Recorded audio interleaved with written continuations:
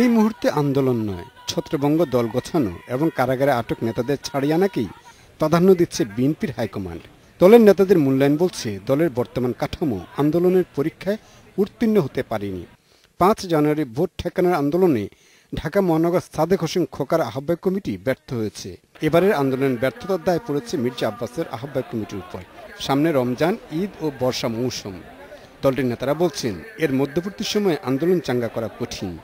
তাই আন্দোলনে যাওয়ার আগে বিএনপিকে ঢেলে সাজানোর ইচ্ছে চেয়ারপারসনের।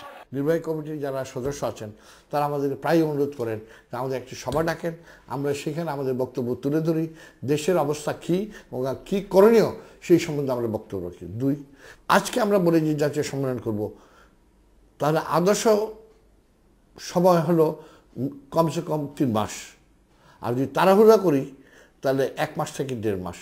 দলটির নেতারা বলছেন আন্দোলন কর্মসূচির বিষয়ে হুট করে কোনো সিদ্ধান্ত নেবে না বিএনপি।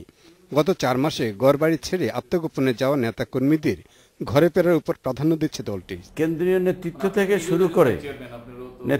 থেকে শুরু করে সকল পর্যায়ে পুনর্গঠন প্রয়োজন, এবং এই পুনর্গঠনে আমার মনে হচ্ছে সকলেই একমত হবেন এবং সবাই চিন্তা করবেন, প্রত্যেকেই এটাকে এখন কন্ট্রিবিউট করবে যে কিভাবে আমরা ভবিষ্যতে আগাবো। চলতি মাসে বিএনপির প্রতিষ্ঠাতা সাবেক রাষ্ট্রপতি জিয়াউর রহমানের মৃত্যুবার্ষিকী উপলক্ষে দেশ জুড়ে কর্মসূচি পালনের প্রস্তুতি নিচ্ছে বিএনপি। একই সঙ্গে দলের সাংগঠনিক দুর্বলতার নানা দিক চিহ্নিত করে চেয়ারপারসনের কাছে উপস্থাপনের জন্য একটি প্রতিবেদন তৈরি করা হচ্ছে। Shahabuddin Chowdhury, independent news, Dhaka.